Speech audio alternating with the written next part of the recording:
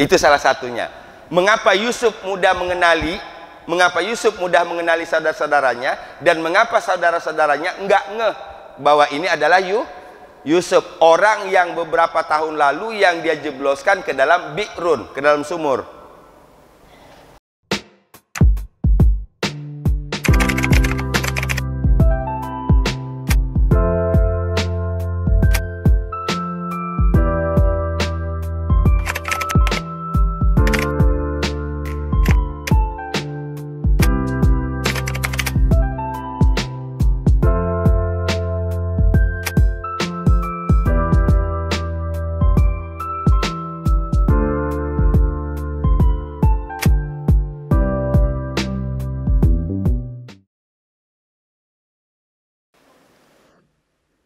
Fahim?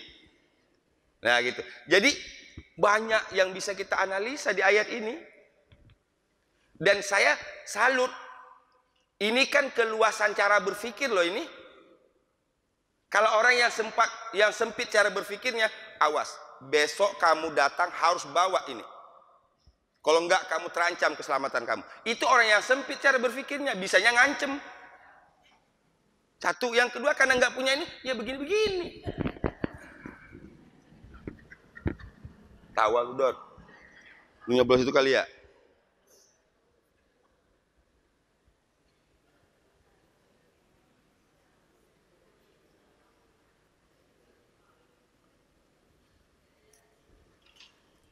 Betul? Nah gitu.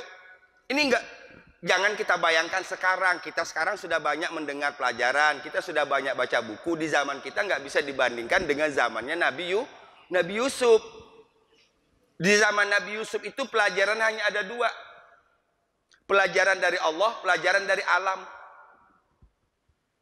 Ya, jadi kitabullah yang datang dari Allah dan yang berasal dari membaca. Oh, kalau ini begini, ini begini, ini begini, ini begini. Wajar Nabi Yusuf wawasannya luas karena dia sudah melewati banyak hal. Dimasukin ke sumur, diambil oleh para musafir, dijual di pasar dengan harga yang murah, dibeli oleh istana, dituduh fitnah, masukin penjara. Bukankah itu kumpulan pengalaman berharga? Bertemu dengan sekian banyak orang, bukankah itu cara membuka wawasan yang paling luas?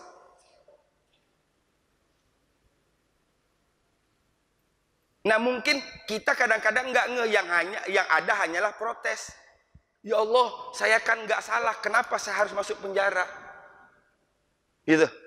Ya Allah, saya kan anak Nabi, kok saya diperlakukan begini? Cara Allah Subhanahu wa Ta'ala mendewasakan, mendidik melalui guru yang paling bijak, yaitu alam.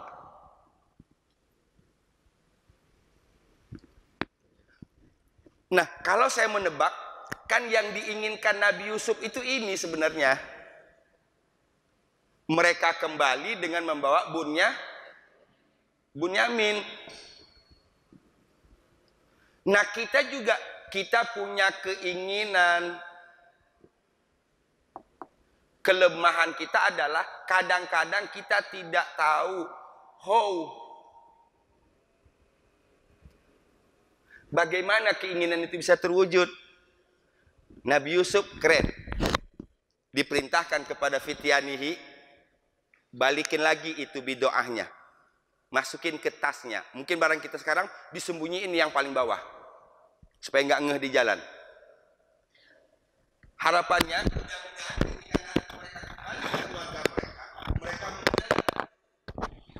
mereka mengenali. Apa tujuannya mereka mengenali? Agar nanti mereka balik lagi. Fahim? La'allahum ya'rifunaha, agar mereka mengenalinya. Idzan qalabu ila ahlihim, di saat mereka kembali kepada keluarga mereka. La'allahum yarji'un, agar mereka kembali lagi. Agar mereka kembali lagi itu dimudahkan. Begini, Bu Yaya baru pulang dari pasar, pasti pengen ke pasar lagi. Ya bagi yang punya duit gampang kan? Ya, Oh, balik lagi ke pasar, orang duit ada. Nah, sekarang bayangin orang yang pulang dari pasar duitnya udah habis, pengen ke pasar lagi, gimana? Paham nggak maksud saya? Nah, ini modalnya dikasih lagi, dibalikin lagi modalnya, biar nanti dia nggak berpikir bagaimana nih mencari bidoah supaya kita bisa nggak ke Mesir lagi. Paham? Ada dua misi di situ. Kita mau belanja, alat tukarnya nggak ada, kan pusing mikirin. Nah, jadi nanti saudara-saudara Yusuf nggak usah memikirkan lagi, alat tukar itu aja bawa lagi. Dan bahkan kalau dalam perspektif orang jahat, alhamdulillah, mudah-mudahan ntar dikembali lagi, besok bisa datang lagi, kan begitu. Betul nggak? Mudah-mudahan ntar dimasukin lagi ke bidoahnya, ke rihalihim, agar besoknya kalau ini balik lagi ke pasar.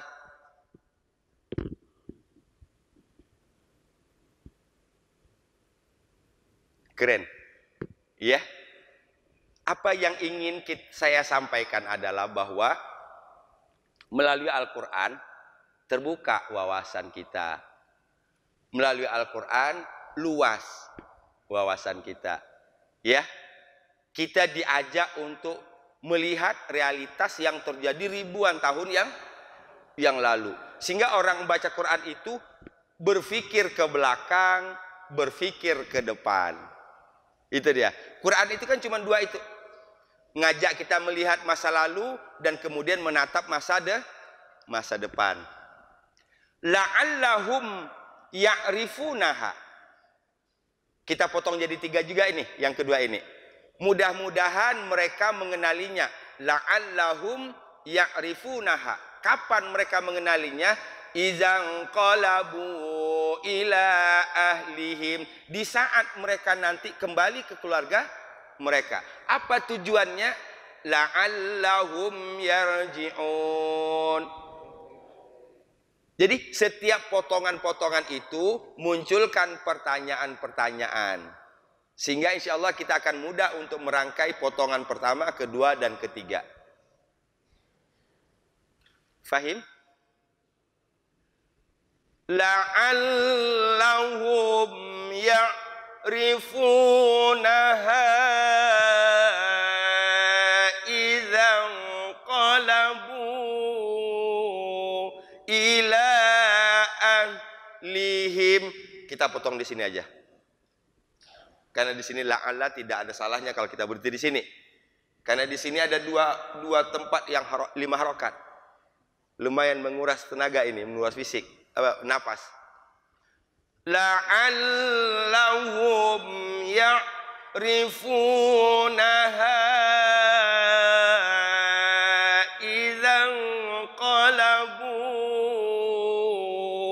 ila ahlihim. Lagi. La'allahum ya'rifunaha idzan qalabu ila ahlihim. 1, 2, 3.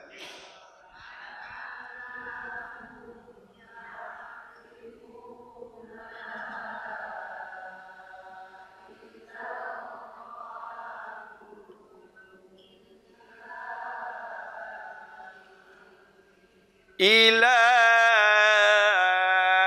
ahlihim la'allahum ya'rifunaha idzan qalabu ila ahlihim. Oh, ini ila panjang juga kan? Betul? Bukan 2, 3. Salah saya tadi 3. Ila ini kan 2 harokat bertemu dengan alif. U 2 harokat bertemu dengan alif. 2 harokat bertemu dengan alif. Berarti ada 3 itu yang 5 harokatnya. La'allahum ya'rifunaha idzan qalabu ila lihim. Lagi.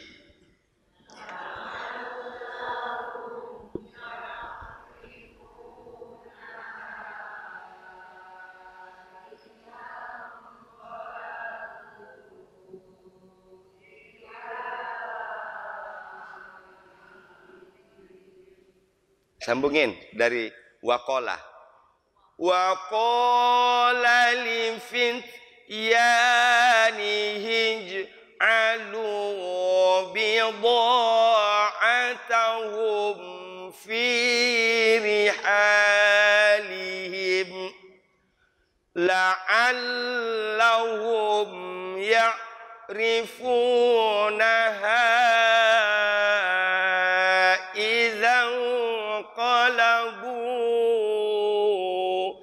ila ahlihim. Hafal? La'allahum yarji'un. La'allahum yarji'un. Mudah-mudahan mereka kembali. Jadi apa yang dilakukan oleh Nabi Yusuf alaihissalam terhadap saudara-saudaranya ini adalah untuk meyakinkan dirinya bahwa nanti saudaranya pasti akan datang lagi. Itu satu diantaranya tadi. Bidoah sudah ada. Kalau soal kebutuhan pasti semua orang membutuhkan. Berapa lama sih bisa bertahan?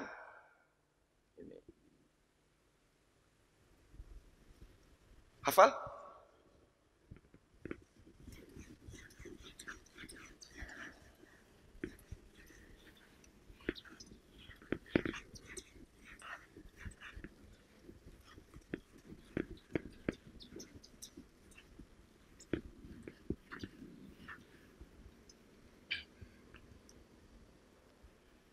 Saya ngajar setiap Jumat ketiga itu di Pondok Betung. Pondok Betung. Saya salut satu majlis taklim itu 150-an. Masjidnya kecil, lebih kecil dari ini, jauh lebih kecil. Jadi kalau di sini, kalau saya datang di sana pas jam 4, ya, pas jam 4 sore, itu baru satu baris tuh. Namun dalam hitungan 5 menit, itu dari satu baris sampai semuanya terisi penuh, berdatangan di jam yang sama. Nah, mereka punya kebiasaan setiap menjelang Ramadan atau penutupan pengajian itu diadakan cerdas cermat. Cerdas cermatnya adalah materi yang saya ajarkan. Karena di sana kita ada tadabbur surat Yasin. Sudah sampai 28 ayat. Jadi 2 tahun cuma 28 ayat. Karena ngajinya sebulan sekali kan itu. Karena ngajinya sebulan sekali. 2 tahun cuma 28 ayat. Karena ngajinya sebulan sekali. Minggu ketiga. Jumat minggu ketiga. Nah jadi saya harus siapkan pertanyaan. Berkaitan dengan materi yaitu surat Yasin. Apa yang terjadi ibu sekalian? Saya belum selesai nanya. Ini saya baru pengantar pertanyaan. Ya, udah begini semua. Saya sampai nangis loh. Begitu terharu saya melihatnya. Baik materi Yasinnya atau materi bahasa Arab yang saya sampaikan. Bahkan kemarin saya bilang, kalau sekarang cuman baru 10 pertanyaan, karena pertanyaan itu berhubungan dengan hadiah yang diberikan oleh panitia. Saya bilang, doakan kita semua panjang umur, insya Allah tahun depan saya tambahin 10 pertanyaan lagi. Hadiah dari saya 10. Jadi biar dapat 20. Kasihan juga ibu 150 orang cuma dapat 10. Pak Ustadz.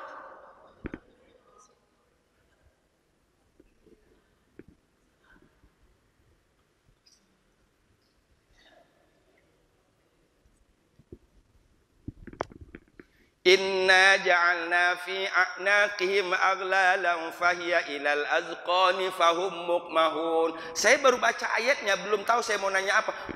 Udah begini semua. Saya baru baca ayatnya, Kan Mbak, itu materi pertanyaan saya ambil dari situ kan gitu. Inna ja'alna fi a'naqim aghlalan fahiya ilal azqani fahum muqma'un. Udah begini semua. Emang saya mau nanya apaan? Kok udah tunjuk tangan aja? Oke. Ibu, bagi seorang guru siapa sih yang nggak buat semangat seperti itu? Gitu.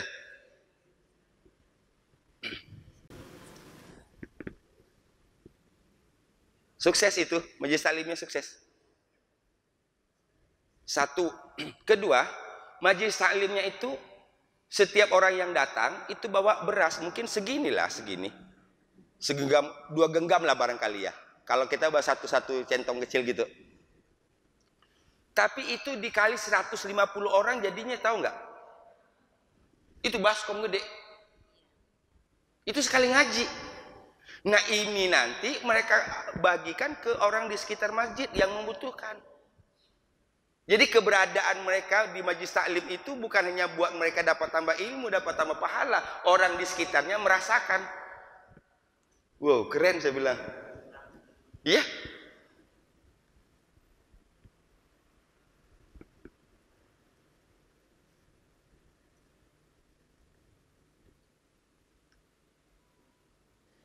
Nah kita nyari majelis taklim yang sebanyak itu nggak mudah. Ya. Dan itu saya sudah 2 tahun di sana. Gitu. Jadi ada mesin-mesin yang bekerja di situ. Pertama bagaimana merawat majelis taklim, bagaimana orang terpelihara semangatnya. Itu saya pikir yang paling penting. Ya.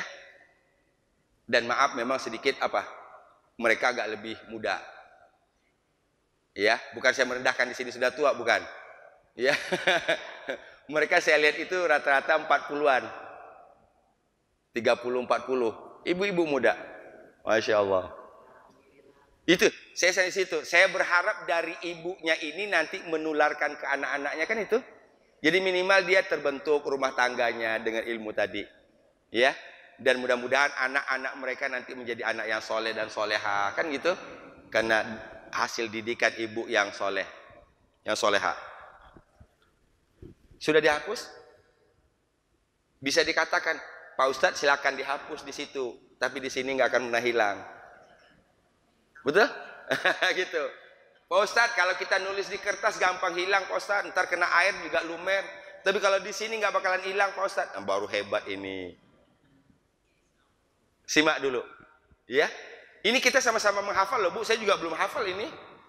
Dari rumah juga belum hafal tadi. Ya. Saya menghafalnya ketika saya baca begini, saya nulis, kan berarti udah menghafal nih.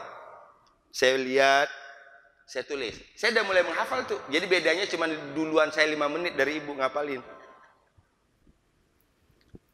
Wa qala li fityanihi ij'alu bidha'atahum fi rihalihim la'allahum ya'rifunaha idzan qalabu ila ahlihim la'allahum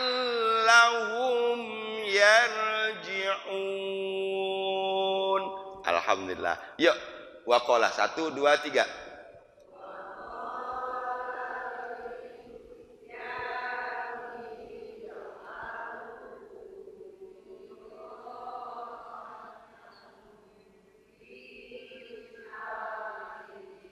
Saya ulang. Ij'alunya cuma 2 harokat. Ya. Wa qala li fityanihi ij'alu.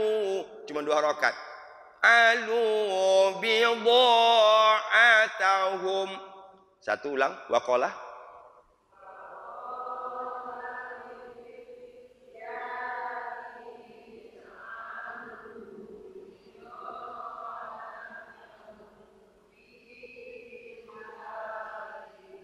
Alhamdulillah, lanjut.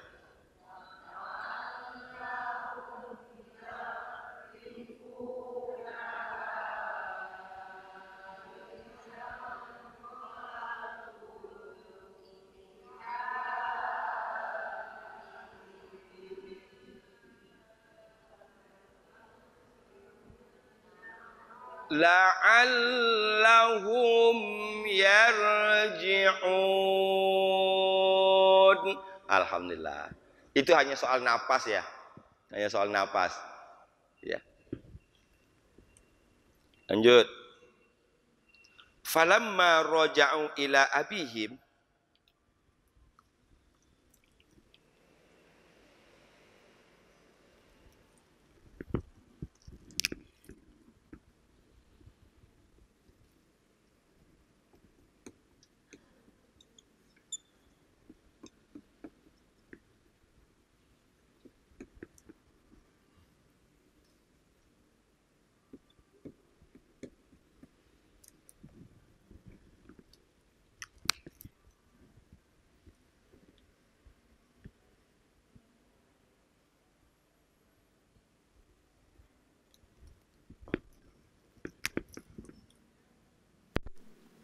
roja'u juga.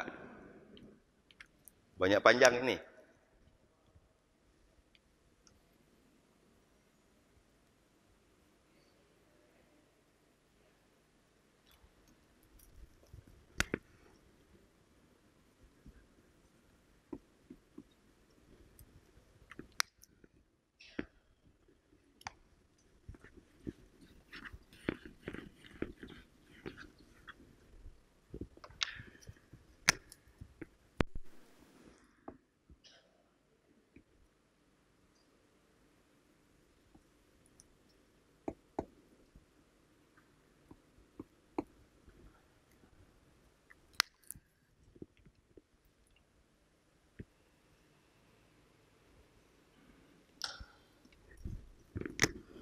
Oke.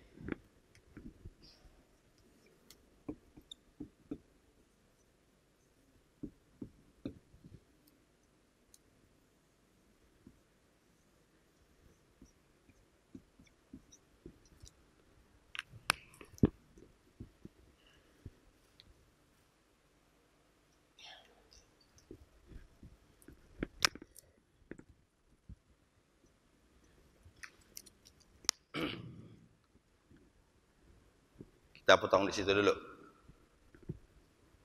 Falamma raja'u. Nah, ini yang saya sebutkan tadi. Kita tadi ketemunya yarji'un. Sekarang ketemu raja'u. Ini kan kata-kata yang berulang begini dari satu akar kata yang sama, kalau tidak dijelasin kan sayang.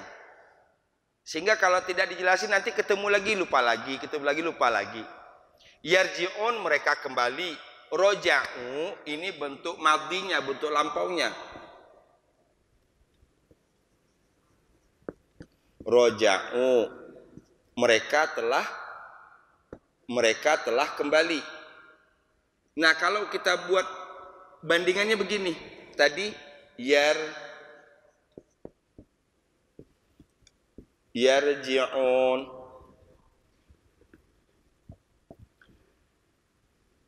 ini mereka telah, ini mereka akan. Oh, kita dapat pola. Ini akan itu pakai ya waw nun. Telah ini pakai dhammah waw alif.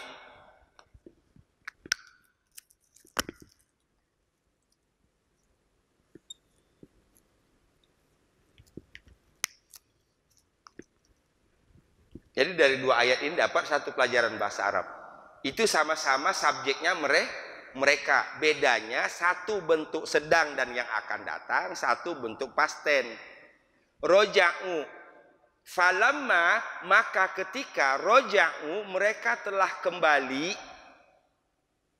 Nah, kita bedakan saja tadi. Yarji'un, mereka kembali. Mereka telah kembali, roja'u. Kumpulin begini, buat kesimpulan. Kumpulin, analisa, buat kesimpulan. Dapat ilmu.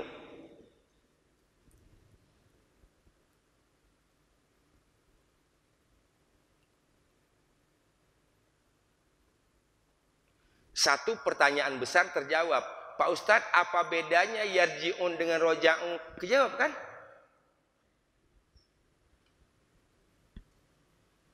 Karena pengalaman saya ngajar, ini yang biasanya buat pusing ibu-ibu. Ustadz, di sini mereka kembali, di sini mereka kembali, tapi ininya beda. Kenapa? Karena mereka belajar dari terjemahan.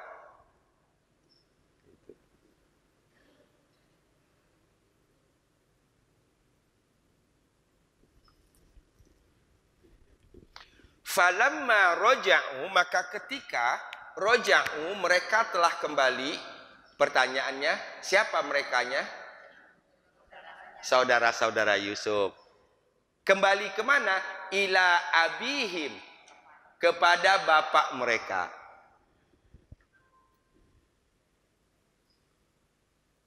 Apa yang mereka katakan? Qalu, mereka berkata, ya abana, ya abana, wahai bapak kami, wahai bapak kami. Ini kalau bahasa kita sekarang ini informasi. Dari segi pergi berharap dapat makanan, alhamdulillah sudah dapat.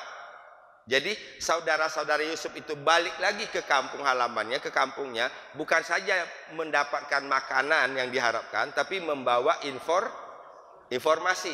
Informasi inilah yang disampaikan oleh saudara-saudaranya kepada bapaknya. Mengapa kepada bapaknya? Karena yang menentukan boleh dibawa Bunyamin atau tidak adalah satu. Pikiran kita balik lagi ke sekian tahun yang lalu. Bagaimana pengalaman Yakub dibohongin kan? Ketika mereka berniat membawa Nabi Yusuf bermain. Kami yang menjaganya. Buktinya tidak terlaksana. Qalu, mereka mengatakan, ya abana, wahai bapak kami. Saya masukkan sedikit bahasa Arab. Ini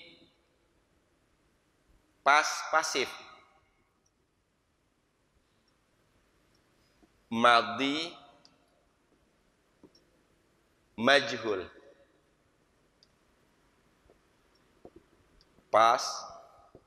Pasif. Cirinya UIA. Al-kailu ini namanya dalam bahasa Arab naibul fa'il. Apa naibul fa'il itu? Pengganti fa'il.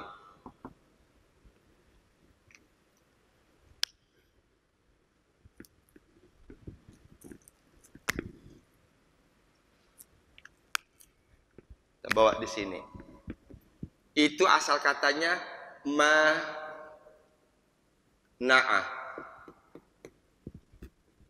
Mana'ah itu artinya mencegah. Mencegah. Menghalangi.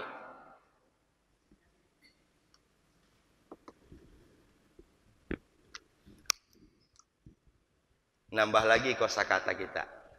Mana'a artinya mencegah atau menghalangi. Sehingga muni'a telah dihalangi, telah dicegah. Karena tadi pasif, telah dihalangi, telah dicegah. Apa yang telah dihalangi? Al-kail.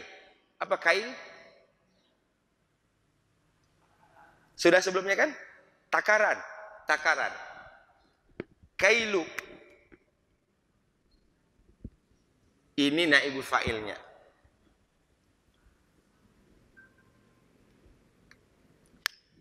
Qalu, mereka berkata, ya abana, wahai bapak kami, muni'a minnal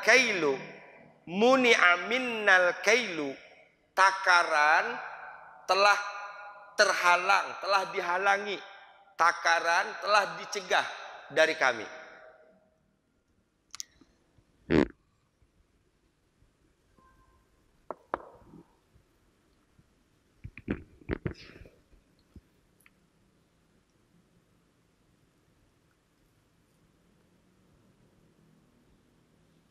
Itu terjemah harfiah. Kalau maksudnya di sini adalah kami tidak bakal dapat lagi jatah. Kami tidak bakalan dapat lagi bisa melakukan tukar menukar. Gitulah. Jadi muni'a minnal kailu, telah dihalangi dari kami al-kail, takaran.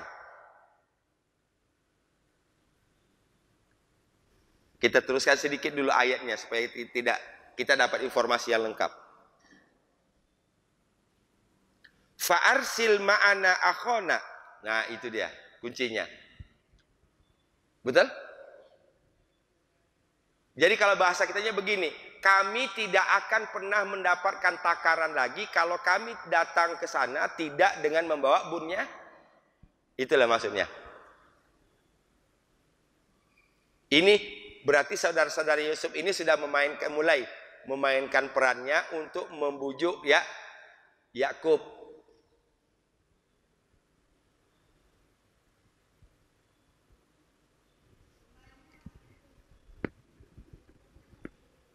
Masih nanti akan ketemu dengan Yusuf. Nanti akan ketemu. Dan kita temukan nanti kemukjizatan yang luar biasa. Ya? Itu. Sampai Nabi Yakub mengalami kebutaan. Ya? Gitu. Jadi banyak sekali cerita di sini. Banyak sekali. Jadi dari awal kita bahas soal Yusuf ini, saya sangat menyayangkan. Sayang sekali kalau Yusuf ini hanya dibaca ketika hamil. Yakin saya ibu-ibu di sini nggak bakalan baca lagi, karena udah menopause. Iya kan? Kalau hamil, kalau anaknya laki-laki baca surat Yusuf. Kalau perempuan, Maryam. Padahal begitu besar mutiara di dalamnya. Saya tidak menyalahkan itu, nggak menyalahkan itu. Itu benar. Tapi ingat, itu baru sedikit fadilah dari surat Yusuf. Bukan satu-satunya. Gitu. Jadi kita terbiasa ngambil yang sedikit. Itu yang saya sebut dalam surat Yasin. Majlis Salim mana sih yang nggak baca Yasin? Ya? Yeah? Mereka baca Yasin semua. 83 ayat. Surat ke-36. Bahkan hafal. Pertanyaannya, yang sudah sekian puluh tahun dibaca bersama, dibaca sendiri, faham tak artinya? Oh, nggak usah artilah, banyak. 83 ayat, banyak. Nggak usah arti. Tahu nggak di dalam itu ada satu tokoh yang diceritakan oleh Allah Subhanahu wa taala? Pengalaman saya belum ada yang tahu. Saya ngajar Yasin itu saya melalui pertanyaan itu dulu. Ada yang tahu nggak kalau di situ ada satu tokoh besar yang diceritakan oleh Allah untuk jadi pelajaran bagi kita semua? Nggak ada yang tahu. Bukannya kita nggak sedih nih? Sudah puluhan tahun baca Yasin tapi tidak dapat. Ayat 13 sampai 27 minimal. Satu lembar ini. Ini cerita kisah seorang tokoh yang berakhir dengan indah sekali. Ketika tokoh itu dibunuh dan menjelang sakaratul maut, malaikat menyambut rohnya. Kan bukankah semua kita menginginkan itu? Jadi ada hubungannya. Kalau kata Buya Hamka, siapa yang sulit sakaratul mautnya, bacain Yasin. Nah, kita orang dah meninggal baru dibacain. Ya? Wallahu alam dah. Bacain Yasin ketika seseorang kesulitan mengalami sakaratul.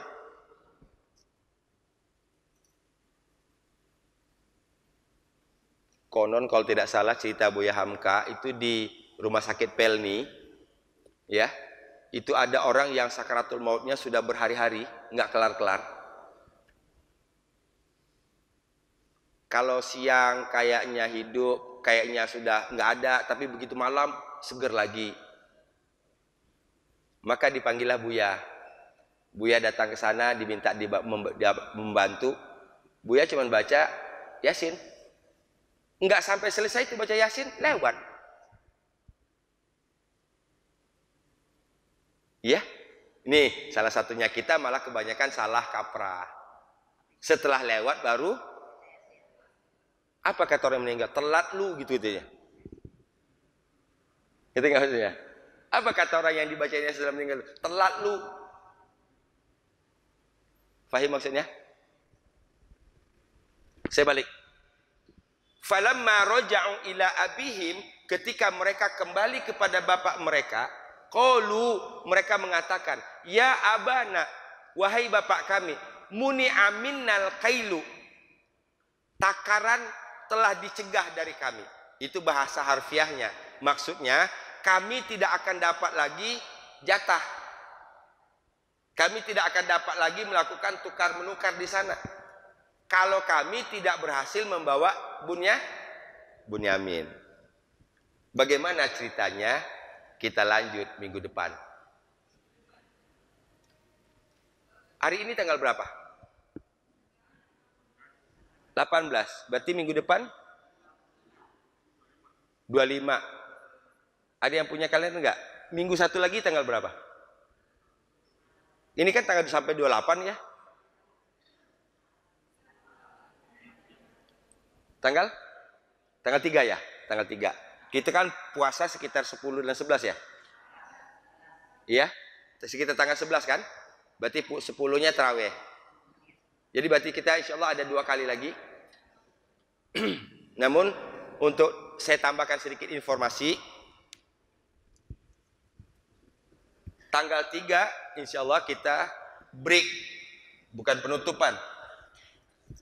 Bukan penutupan. Kita break sementara. Next kita lanjut lagi di bulan Ramadan. Senin, Rabu, Kamis. Pukul 10 sampai dengan 11.30 WIB sampai zuhur. Kita bahas surat At-Taghabun.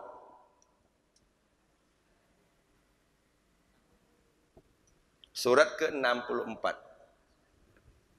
Insya Allah 9 kali pertemuan, target 9 kali pertemuan, kita menguasai surat At-Taghabun. 1 lembar cuma, 1 lembar. Ya, 2 halaman, 1 lembar. 9 kali pertemuan. Mohon diinfokan kepada yang lain.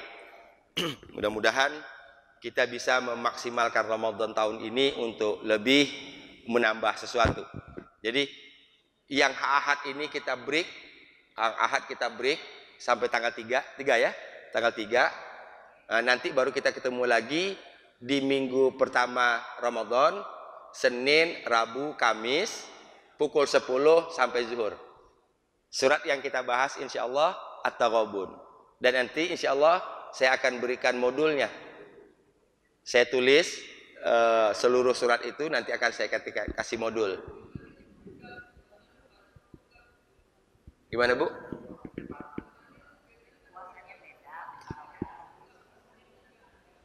Iya. Pokoknya kesimpulannya dimulai dari minggu pertama. Senin minggu pertama. Kalau misalnya enggak Senin, berarti kita masuknya mungkin dari Rabu Kamisnya. Kan gitu?